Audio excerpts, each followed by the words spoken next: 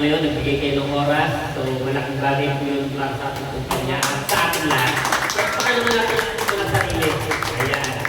And of course, ipagpasalamat din ako sa mga tao, staff ng una ng Golden Food Commissary. Ayan. So, dito lang kung nandiyan sila, kung tawagya pa sila. Ayan. Ayan yung mga masisipag natin na maggagawa na talaga naman kung bakit meron tayong masarap na show.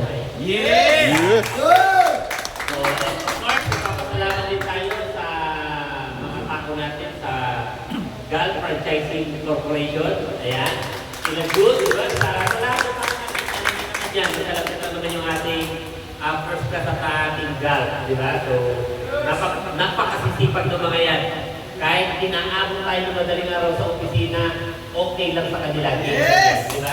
Woo! And sa first class international, is tayo yun. So, maraming salamat. And siguro ang masasabi ko, about doon sa topic natin kanina na ABC. Of course, alam naman ng marami, napakarami ng bagay na yan, pero yung attitude, napaka-importante. Tama-tama. Sabi nga your attitude determines your altitude. Ibig sabihin, kung saan ka makakarating o kung ano ang mararating mo sa negosyo natin, nakadepende sa magiging ugali mo. Tama-tama. Of course, ang totoo, maganda ang network marketing. Isa ito sa pinakamagandang industriya. Isa rin ito sa may pinakamabilis na paraan para umasento ang isang tao. Yes. But of course, kahit sobrang ganda nito, kahit nandiyan yung tinatawag na leverage, pero kung ikaw mismo sa sarili mo, hindi maganda ang ugali mo, yun din yung magiging simula ng downfall mo. Tama-tama. At ako naniniwala, walang tao, negosyante man o hindi, na gusto niyang bumagsak siya. Yes! Tama-tama. But of course, hindi na iiwasan yun. Kasi nga, may mga tao nga na hindi maayos ang ugali. Ang maganda naman po sa ganitong klase ng negosyo, puno-puno ito ng pagmamahal sa atin. Kumbaga, tuturuan tayo paulit-ulit. Kahit hindi ganun kaganda ang ating ugali, ang ating attitude, uulit-ulitin sa iyo na dapat maayos ang iyong ugali. Tama-tama. Kasi ito ay people, business. Tama yung kausap natin. Lahat tayo may kanya-kanyang damdamin. Di ba? Hindi pwede na tayo ay nag-iinsulto, nakakasakit tayo ng kapwa, dapat magaling tayo makisama. Tama-tama. And of course, pangalawa, believe. Importante po yun. Kasi ang totoo, sa ganitong klase ng negosyo, ang isa sa mga tao na hindi maniniwala sa'yo, yung mga taong malapit sa'yo. At yun po ay napatunayan na sa maraming pagkakataon, sa napakaraming tao. Even ako, napatunayan ko yun. First time ako mag-network, sa totoo lang, isa rin yung mga family and friends sa mga taong hindi naniwala sa akin. But then again, okay lang. Tuloy-tuloy lang. Dalawa lang ang pinanghawakan ko pagdating sa belief. Of course, noong panahon na yun, kasi ako ay first time. But of course, pagdating sa belief, kanina nabanggit ng marami nating mga leader, diba, na kung saan bilib ka dapat sa kumpanya, bilib ka sa produkto, bilib ka sa marketing plan, tama? Bilib ka sa sarili mo, diba, meron pa ang bilib ka dapat sa upline mo, sa downline mo, sa crossline mo, and kay God. Tama-tama. But of course, lagi niyo tatandaan ang unang-una, ako personally, nung ako ay nag-network, ang pinanghawakan ko pagdating sa bilib, dalawa. Una, yung opportunity na nakita ko. Kumbaga, naniniwala ko sa negosyong nakita ko na kaya ko, na ito ay maganda. Kasi hindi pwede na hindi ka naniniwala. Pangalawa, naniniwala ako sa sarili ko na kaya ko. Yes. Tama-tama. Ako, siyempre, given naman na naniniwala tayo kay God. Tama? Given naman yun eh. Wala naman tayong magagawa kung wala si God sa atin eh. But of course, itong dalawa na to, yung tinatawag na belief pagdating sa opportunity na meron tayo, at belief pagdating sa sarili natin, dalawa rin yan sa pinakamahalaga. Kasi kapag wala ka niyan, ay mahihirapan ka talaga maging successful. And of course, pangatlo, yung natin, commitment, idugtong ko lang yung tinatawag na consistency. Kasi maraming taong committed. Kaya lang committed sa simula. Eh ang negosyong to, mahalaga na ikaw consistent. Hindi pwedeng masipag ka ngayon, bukas tamad ka. Hindi pwedeng hataw ka ng isang buwan, after susunod na buwan, after yung next 3 months, wala kang gagawin, hindi ganun yun.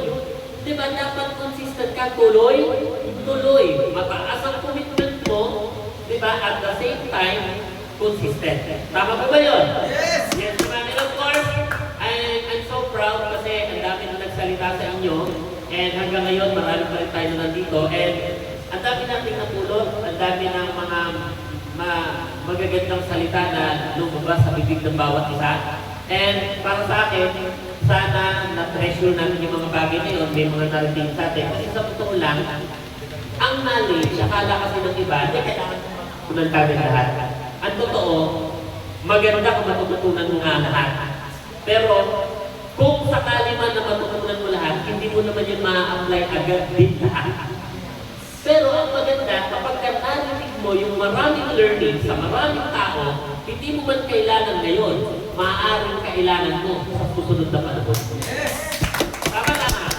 So, yun ang importante. Kumbaga, meron ka ng stock knowledge, meron ka ng idea na pag dumating yung senaryo, pagkakataon, na kailangan mo ng ganong kaalaman, expertise, kaya mo solusyonan, kaya mo pag-ibagayan. Tama.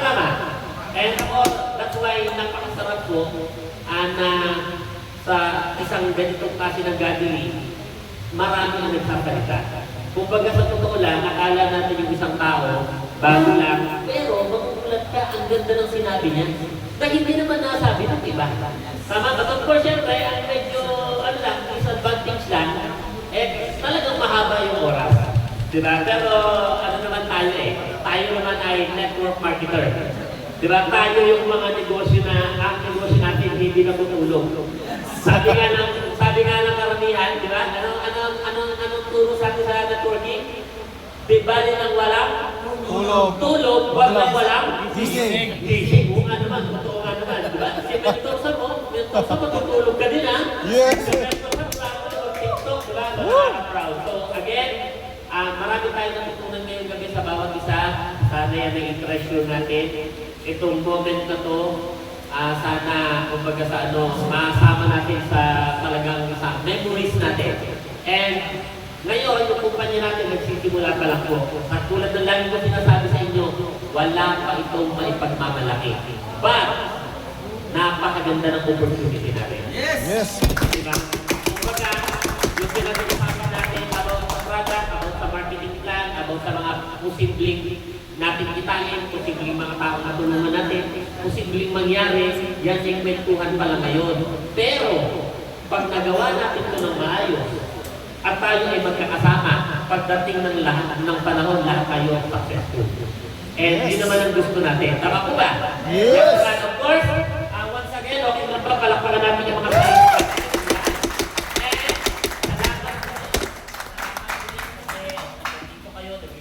Oras, di ba? But, syempre, kailangan na natin, magra-raffle na tayo, no? Magra-raffle tayo, pagkatapos, magpipicture muna tayo, tapos magra-raffle tayo. Tama, no? So, nandiyan na ba yung iba? Isap na ba? Ayan, sige, Kasi, yung iba kasi, parang may pasok yata.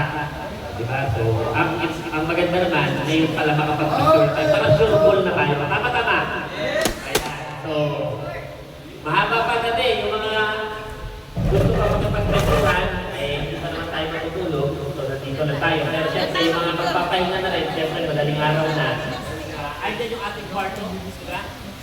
So, Picture tayo. let's go! Picture na tayo. Picture na tayo. Ayan.